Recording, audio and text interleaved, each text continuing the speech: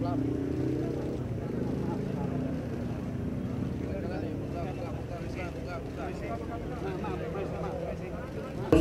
NU Ibu Khofifah Indar Parawansa, mantan Ketua TKD, mantan.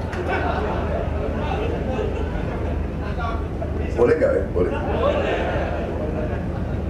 Ketua Fatayat NU Ibu Margaret Aliatul Maimunah, Wakil Presiden Republik Indonesia terpilih Saudara Gibran Rakabuming Raka yang saya hormati, para Menteri Kabinet Indonesia Maju yang hadir, Menteri Agama Gus Yakut Khalil yang saya hormati, Menteri Investasi Saudara Bahlil Lahadalia yang saya hormati,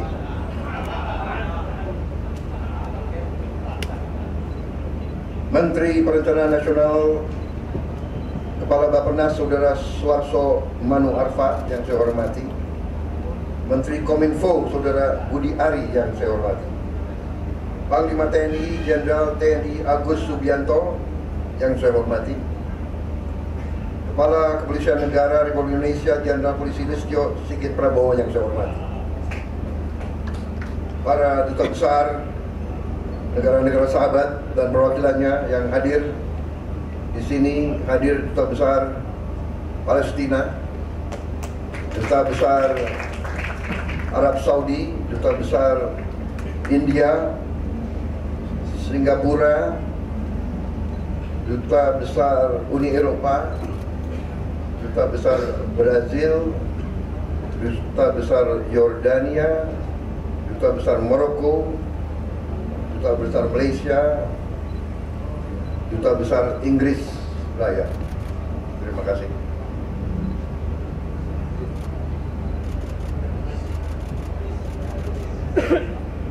Yang saya hormati para kiai, para nyai, habaib dan seluruh pengurus PBNU, pengurus Muslimat, pengurus Ansor, pengurus Pusat Fatayat, IPNU, IPPNU, serta para ketua pengurus wilayah NU seluruh Indonesia yang saya hormati.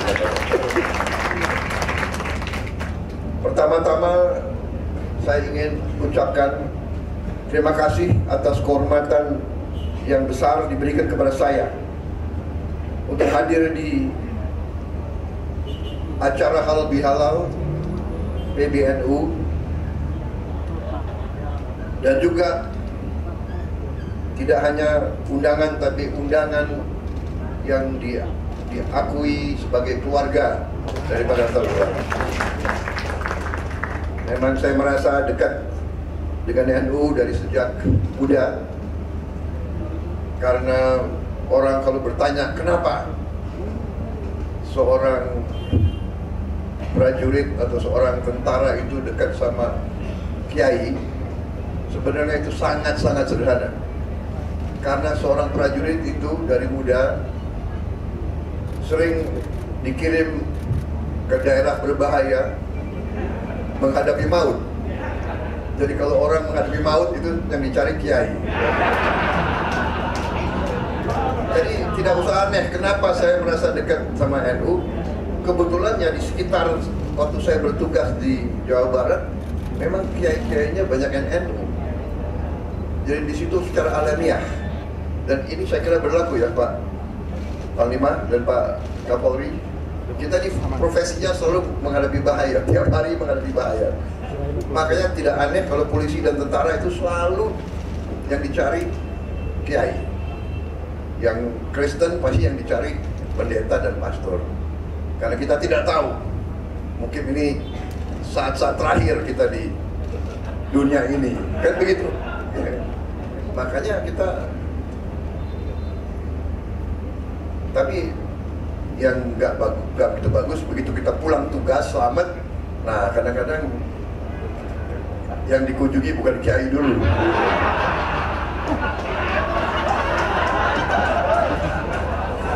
Jadi inilah fenomena. Kalau menghadapi saat kritis yang dicari NU, ya kiai-kiai dicari. Tapi saya minta maaf, saya tidak akan lupa. Jadi saya masih utang. Saya ingat utang itu nggak bisa dilupa. Saya masih utang, tidak datang ke beberapa pesantren-pesantren penting yang kemarin banyak merestui perjuangan kami. Saudara-saudara sekalian,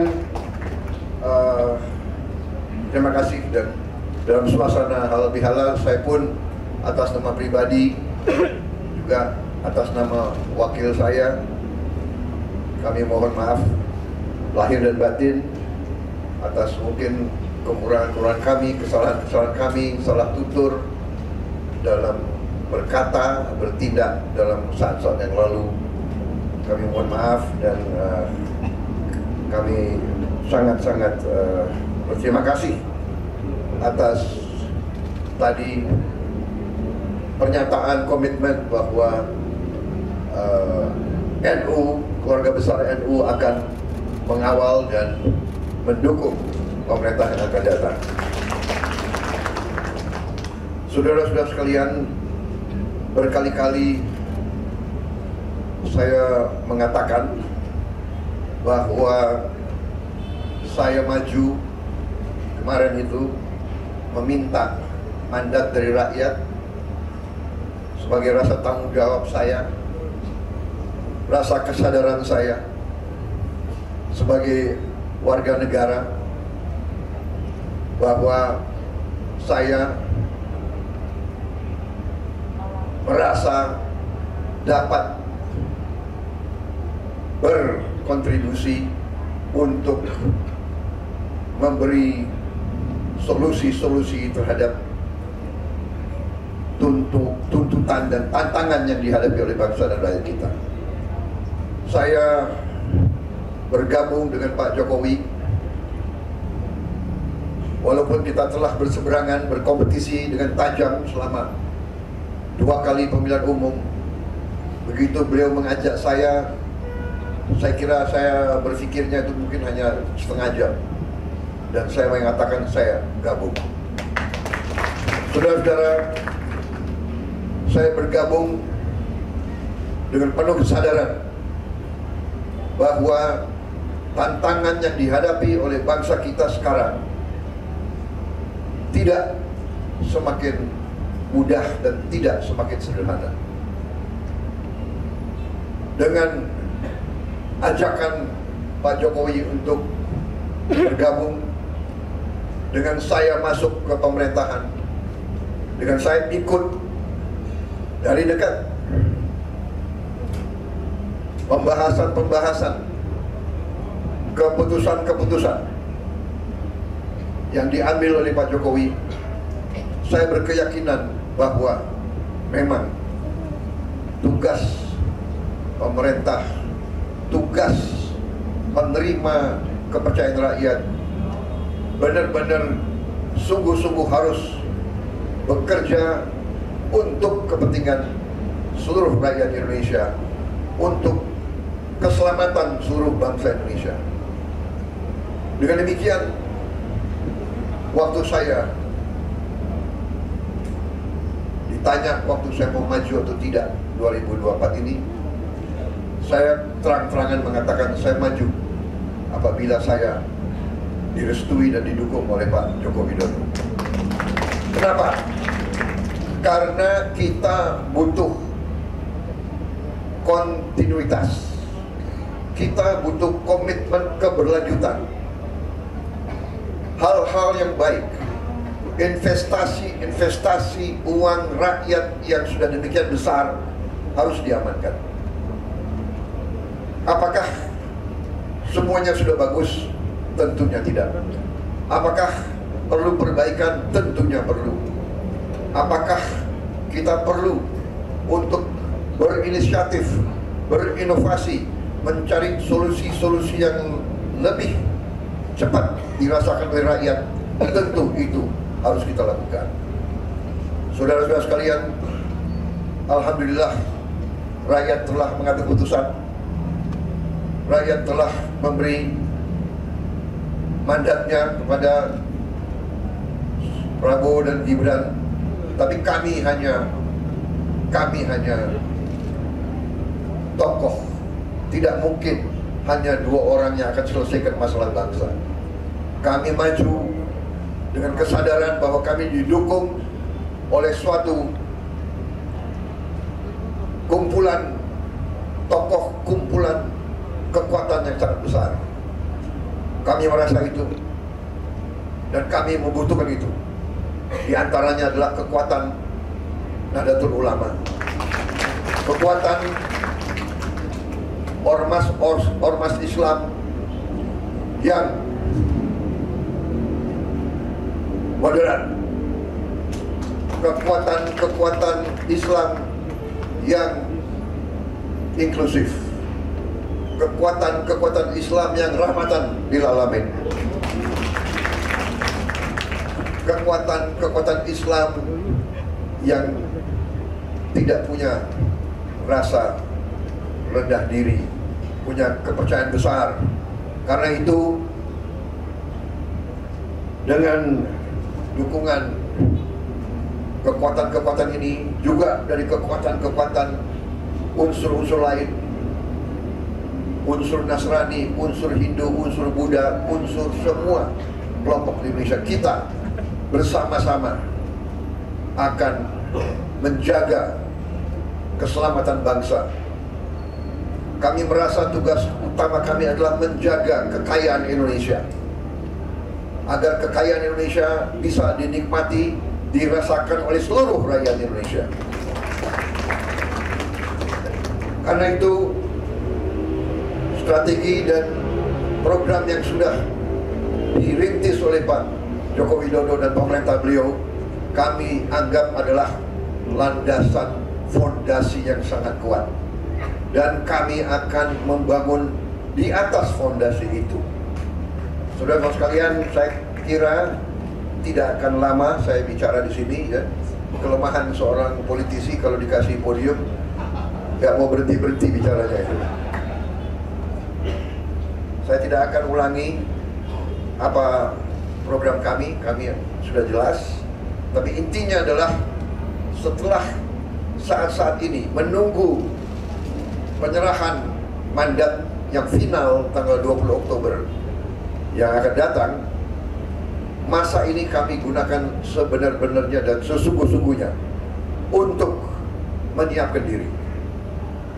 Kami belajar masalah, kami kumpulkan para pakar, kami diskusi dengan semua unsur untuk kami rumuskan langkah-langkah sehingga tanggal 20 Oktober nanti dengan penyerahan mandat tidak akan ada vakum, tidak akan ada waktu yang terbuang. Dan untuk itu saya harus sampaikan di sini betapa besar Pak Joko Widodo menyiapkan saya. Saudara-saudara sekalian, beliau seorang yang boleh saya katakan sangat teliti. Beliau sangat teliti. Mungkin karena itu saya kalah 2 kali sama beliau. Tapi saya juga tidak kalah akal. Kalau 2 kali kalah, lebih baik kita belajar dari orang yang benar. Tapi sampai sekarang pun beliau memperhatikan, dan saya merasa saya disiapkan benar-benar. Kemarin saya masih dipanggil Menhan kan, sekarang sudah lebih akrab Mas Bowo. Jadi Mas Bowo nanti harus berangkat ke sini ketemu ini. Jadi beliau yang siap Pak, siap. Benar, saya ke Tiongkok atas petunjuk beliau, ke Jepang. Sekarang saya diperintahkan untuk ke Timur Tengah, sangat penting. Jadi saya kira demikian, saudara-saudara sekalian. Saya sekali lagi merasa besar hati dengan dukungan dari Nahdlatul Ulama. Saya hari ini sangat senang hati saya karena saya dianggap keluarga NU. Padahal memang saya merasa keluarga NU dari dulu. Saya kenal Gus Ipul, maaf Ipul, masih pakai sandal beliau. Jeansnya nggak tahu berapa hari nggak dicuci. Sekarang sudah.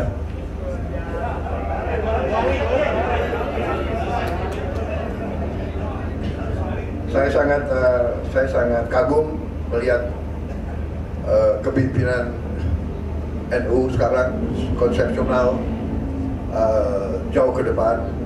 Beliau memang pantas menjadi muridnya Gus Dur karena pemikirannya jauh ke depan. Gus Dur juga pemikirannya jauh ke depan.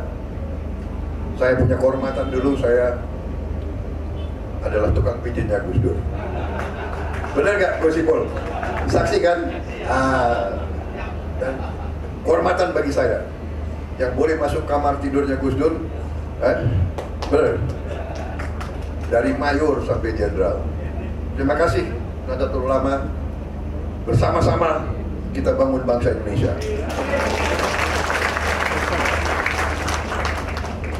Saya kira demikian karunia yang diberikan oleh Yang Maha Kuasa kepada kita sangat luar biasa. Kita optimis, kita menghadapi keadaan yang tidak ringan. Dunia penuh ketidakpastian. Tapi insya Allah, kalau Indonesia bersatu, kalau Indonesia dan pemimpin-pemimpinnya itu rukun, bisa kerjasama, insya Allah kita akan hadapi semua tantangan dan kita akan membawa kesejahteraan bagi rakyat kita. Itu tekad saya, itu tekad Gibran. Kita akan bekerja untuk rakyat Indonesia semuanya. Saya kira demikian dari saya. Selamat berjuang Nahdlatul Ulama. Terima kasih dukungan saudara-saudara. Wassalamualaikum warahmatullahi wabarakatuh. Maaf lahir dan batin. Marilah kita bekerja untuk rakyat kita. Terima kasih. Selesai.